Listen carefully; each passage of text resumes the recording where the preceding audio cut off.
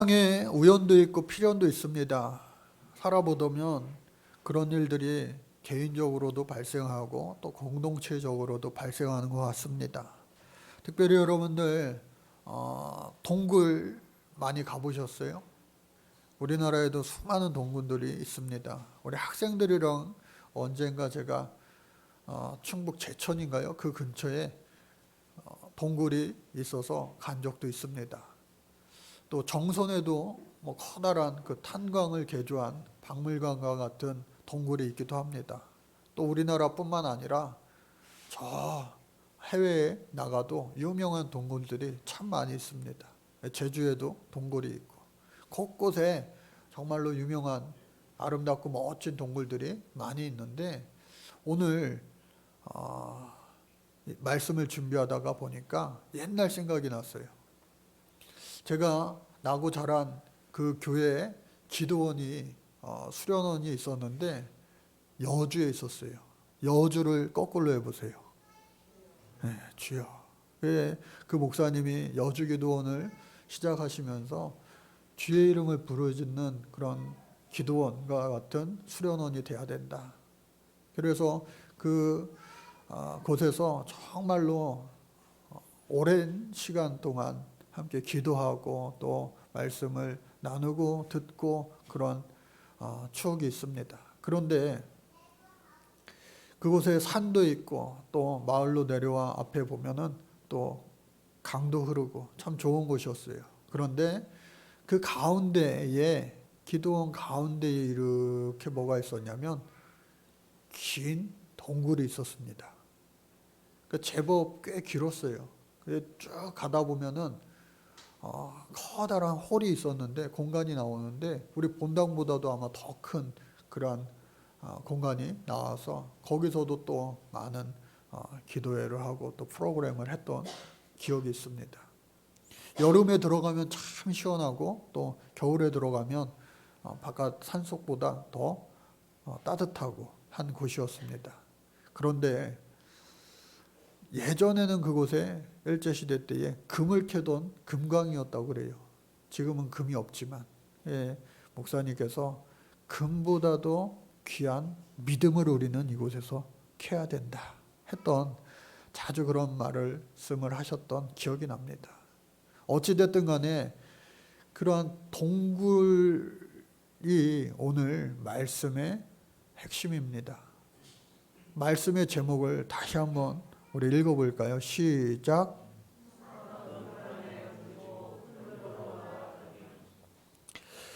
그래서 오늘 말씀은 지난 주일 이 아모리 5 왕들이 민족을 배반한 이 기브온 사람들을 공격해 들어갔는데 밤새 그곳으로 도움을 주러 달려온 이스라엘 군대가 그들을 이긴 거예요. 5대1로 싸우는데 이기기란 쉽지 않습니다. 그러나 하나님께서 여호수아에게 아무것도 두려워하지 말고 염려하지 말고 강하고 담대하라 이 말씀을 주시고 그들을 네 손에 다 붙였다 라고 하는 확신의 말씀 붙잡고 쉬지 않고 달려가 싸웠을 때에 칼날로 죽인 숫자보다 저 하늘에서 내린 우박에 맞아 죽은 숫자가 더 많다고 성경에는 기록되어 있어요. 또 옛말에 물 들어올 때 노져라 그런 말이 있죠. 그러니까 모멘텀 어떠한 일들이 잘 될 때에 더 잘 될 수 있게 쉬지 않고 열심히 최선을 다하는 것 그것이 필요한데 이때에 이기는 이 승리를 계속해서 이어나가야 되는데 시간이 제한적이잖아요. 날이 깁니까? 금방 저녁이 되잖아요. 그런데 하나님께서는 태양을 중천에 머무르게 해 주셔서 이들을 모두 내쫓아 버리고 또 도망가는 그들을 쫓아갈 수 있게 해주시는 놀라운 일들을 행하여 주셨다. 그런데 이 5 왕들이요 굴에 숨어 들어간 거예요. 특별히 그들이 숨어 들어간 곳은 막게다라고 하는 훗날 유다 지파에게 분배되어지는 아주 좋은 평야지대의 굴이었습니다. 이스라엘은 정말로 굴이 많습니다. 수천 개, 수만 개에 달할 텐데 그 많은 굴 중에 이른모를 막게다에 있는 어느 굴이었어요. 근데 그 굴도 제법 큰 굴이었던 것 같아요. 왜냐하면 5 왕들이 은신처로 들어가고, 왕들만 들어갔겠습니까? 최후의 왕을 지키는 그 수호 부대, 경호 부대가 함께 들어갔을 것이라 추측이 됩니다. 그런데 이스라엘 군인들이 그 사실을 다 알게 되었어요. 그리고 여기저기 흩어져 있는, 왕이 거기에 숨었기에 오히려 왕의 길을 들고 여기저기 막 혼란에 빠뜨리게 하려고 도망가는 사람들도 많이 있었을 거예요. 그러나 정확하게 그 굴에 왕들이 숨어 있다는 사실을 알고 나머지 사람들도, 나머지 군대들도 다 섭렵하여 이겼지만 다시 이곳으로 돌아온 거예요. 왜? 전쟁에서 상대방의 우두머리, 왕을 제압해야지, 죽여야지만 그 전쟁에서 진짜 승리, 완전한 승리라 할 수 있기 때문에 그렇습니다. 특별히 고대 시대 때에는 왕의 목을 베는 것이 진짜 승리의 그 종착지였어요. 종결을 하는 그런 상징과도 같았습니다. 죽이기 전에 먼저 그 왕들의 목을 밟는 거예요. 여러분, 땅바닥에 누워 적군에게 이 목을 밟는다는 거 얼마나 수치스럽습니까? 군인으로서, 최고의 장수로서 이거는 정말로 치욕스러운 일일 겁니다. 그런데 그것을 함으로 인하여 그 적군의 장수의 우두머리의 왕의 목을 밟는 자들은 더욱더 군인들에게 권위가 세워지고 또 그들에게 사기를 줄 수 있는 관습적인 모든 그런 행동이었습니다. 그 일을 여호수아가 지휘관들에게 맡기고 또 그들의 아모리 왕의 목을 베어 시체를 나무에 매달고 하루 종일 사람들에게 보게 했어요. 즉 진짜 승리를 온 천하에 알리게 된 거죠. 그리고 난 후에 신명기 율법처럼 밤에 시체를 두는 것은 정결법에 어긋나기 때문에, 불결하기 때문에 그것을 이제 오늘 말씀의 제목처럼 막게다 굴에 넣었습니다. 그리고 그것을 큰 돌로 굴려 나오지 못하게 했어요. 이 말은 무슨 말입니까? 더 이상 그 굴은 사람들이 출입할 수 없는 그저 무덤이 되고 만 거예요. 시체가 보관되어 있는 그 무덤이 된 겁니다. 본래 그 5 왕들은 살기 위하여 그 굴에 들어갔는데, 생명을 보존하기 위하여 그 굴에 들어갔지만 하나님이 함께 하시지 않고 하나님이 함께 하시는 이 여호수아와 이스라엘의 군대의 손에 붙잡혀 결국은 살기 위해 들어간 굴이 죽음의 굴이 되었고 사망의 굴이 되었고 그들의 마지막 죽음 이후에 무덤이 되고 말았다라고 하는 사실입니다. 그런데 성경에 보면 하나님의 사람들이 굴에 많이 들어갔어요. 그런데 굴에 들어갔지만 하나님이 함께 하심으로 굴에서 살아났어요. 우리가 잘 아는 것처럼 다윗 하면은 생각나는 굴이 아둘람 굴입니다. 아둘람이라고 하는 것은 은신처, 피난처라고 하는 뜻을 가지고 있습니다.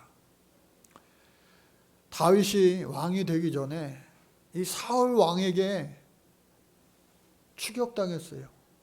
사울의 군대에 많은 추격을 당해 살기 위해 침을 질질 흘리며 미친 척을 하기도 했고요. 또 이 아둘람 굴에 숨어들어 오랜 시간을 보내기도 했습니다. 그런데 다윗은 하나님이 함께 하시고 다윗도 온전히 살아계신 하나님을 믿고 의지하고 따르니까 그 아둘람 굴이 도리어 많은 사람들이 모여서 이 다윗이 큰 힘을 형성하는 축복의 굴이 되었고 또 많은 생명을 살아나게 하는 생명의 굴이 되었다라고 하는 겁니다. 또한 다윗을 생각하면 재미난 이야기가 탈무드에 있습니다. 사울의 왕의 군대에 쫓겨가 이름 모를 어느 굴에 들어갔어요. 혹자는 그곳이 아둘람 굴일 곳이다 라고 말하지만 정확한 근거는 없습니다. 하여튼 어느 굴인지 모르지만 굴에 숨어 들었어요.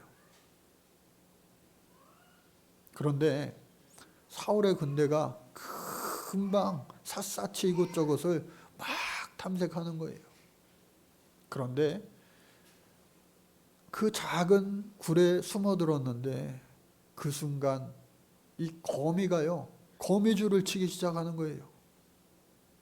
이 꿀을 전부 다 이 거미가 거미줄을 쳐서 막아버렸습니다.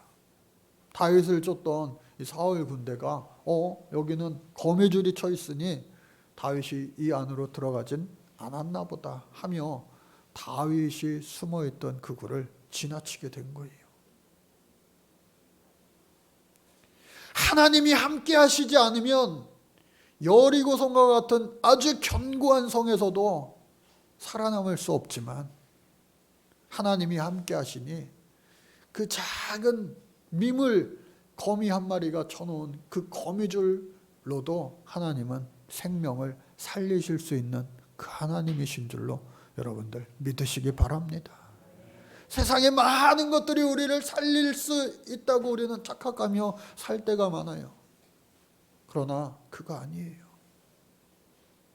우리가 비록 작고 연약하고 불완전하고 내일을 염려하고 근심한다 할지라도 살아계신 우리 하나님께서 아무것도 염려하지 마, 두려워하지 마, 내가 너와 함께 할 거야 말씀하시며 강하고 담대하라 여호수아에게 해주셨던 그 말씀이 우리 귓가에 심령에 들려올 때 아멘하고 주님의 손 붙잡고 올 한 해를 살아갈 때 세상에 많은 사람들이 전문가들이 예견을 하고 어렵다고 힘들다고 말할지라도 우리 하나님의 사람들은 놀라운 축복의 주인공이 되고도 남을 줄로 믿습니다. 걱정하지 마세요. 염려하지 마세요. 불안해하지 마세요. 하나님이요 저와 여러분들을 책임져 주실 줄로 믿습니다. 우리에게 필요한 것은 뭐냐? 바로 믿음이에요. 그래서 다니엘의 말씀, 특별히 6장 말씀에 보면 다니엘도 굴에 들어가는데 보통 굴이 아니에요. 우리가 잘 아는 것처럼 그 굴은 굶주린 사자들이 모여있는 사자굴이었습니다. 왕 외에는 어떠한 신에게도 어떠한 사람에게도 절하며 간구하지 말라라고 하는 왕의 어인이 똑똑히 찍혀있는 그 왕의 조서를 누구보다도 잘 알 수밖에 없는 총리 다니엘이었습니다.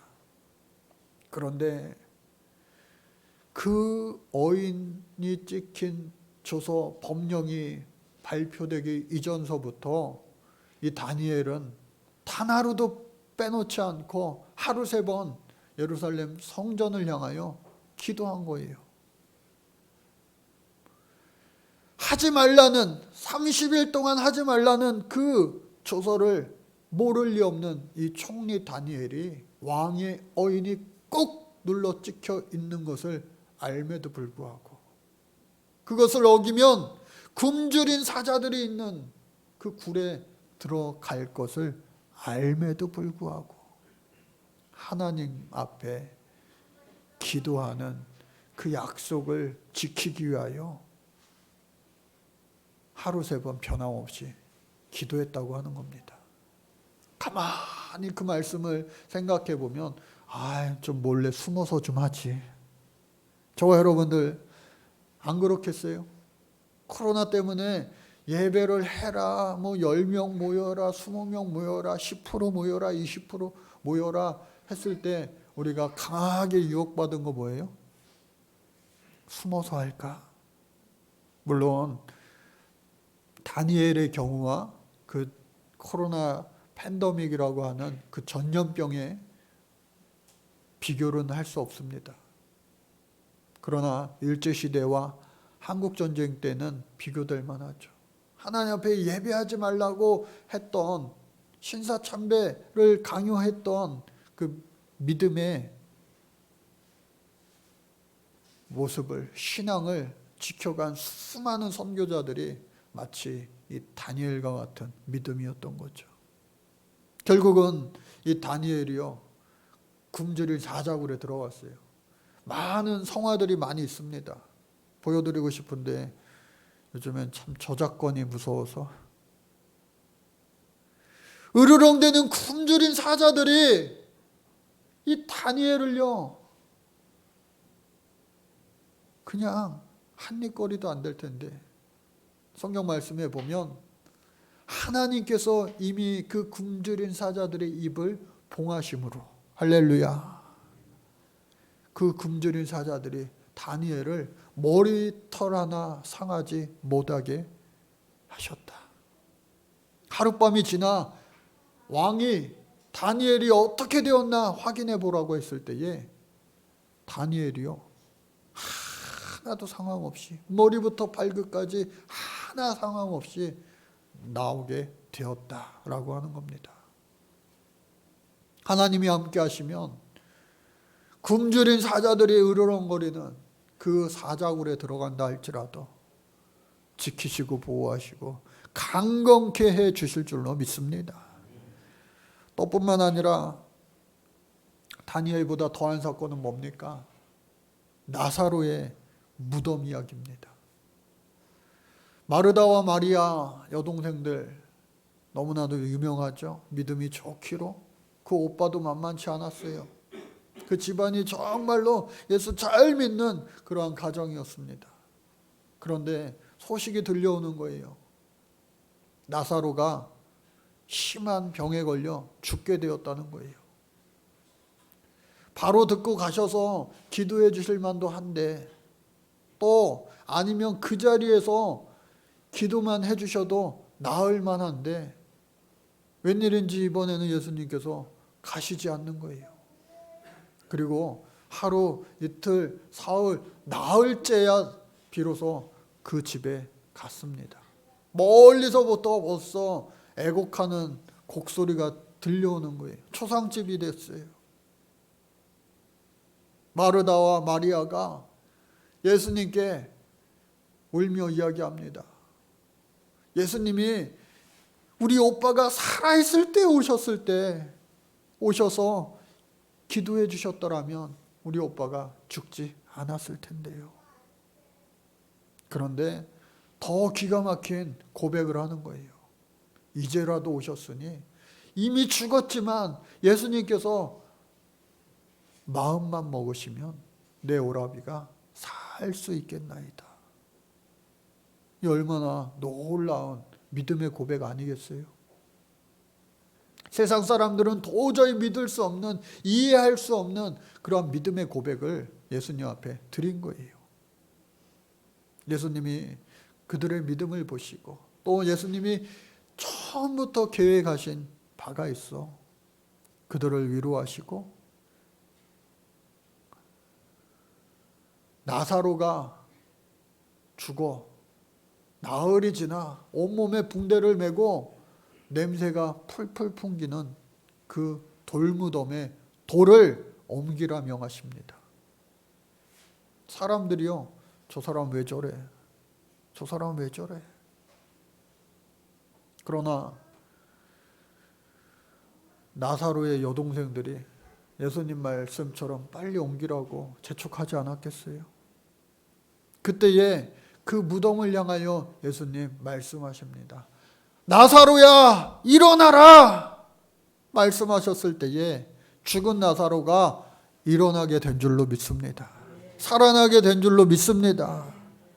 소망 없던 그곳에, 생명 없던 그곳에, 빛이 없던 그곳에 주님의 빛이 비춰주시고 생명의 말씀이 선포됨으로 말미암아 사망 권세, 죽음 권세 다 물러가고 그곳에 다시 생명이 시작된 줄로 믿습니다. 그런가 하면 예수님 자신도 죽으셨어요. 예수님 자신도 죽으셨어요. 십자가에 달려 죽으시고 장사되셨습니다. 그 말은 뭐예요? 예수님도 나사로처럼 그 당시에 모든 사람들이 대부분이 죽으면 돌무덤에 안치되는 것처럼 돌무덤에 안치되었어요. 그런데 요한복음 11장 17절, 요한복음 20장 1절 15절 말씀에 보니까 놀라운 일이 일어났습니다. 어떤 일이 일어났습니까? 우리 같이 한번 읽어볼까요? 시작. 예수께서 와서 보시니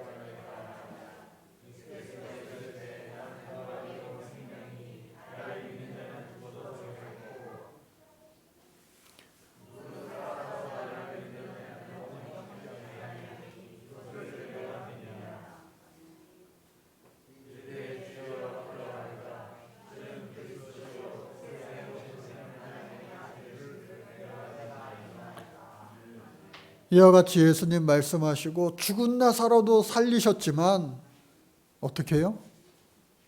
자신이 묻힌 그 무덤에서도 예수님 살아나셨다라고 하는 겁니다. 그래서 마지막으로 요한복음 20장 1절 15절 말씀을 같이 읽어보겠습니다. 시작.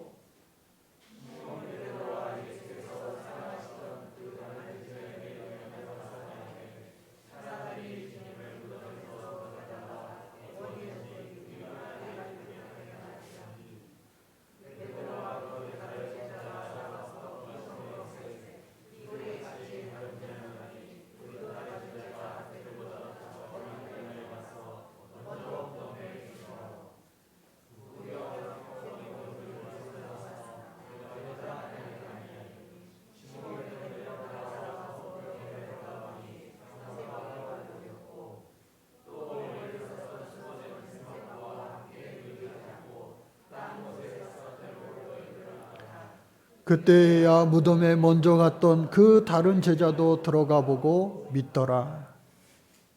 그들은 성경에 그가 죽은 자 가운데서 다시 살아나야 하리라 하신 말씀을 아직 알지 못하더라.